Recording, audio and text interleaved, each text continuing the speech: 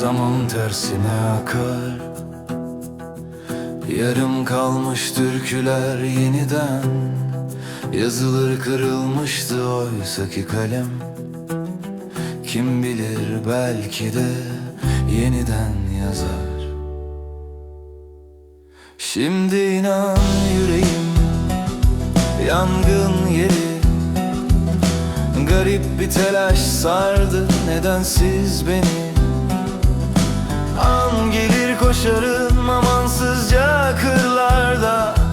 İşte öyle bir şeydi hep seni sevmek.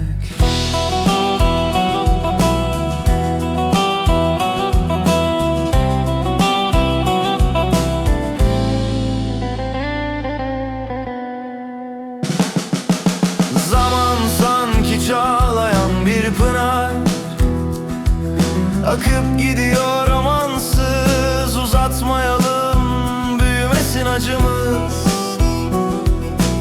Özlemekten ölür mü ki insan? Ben öldüm inan sevdiğim.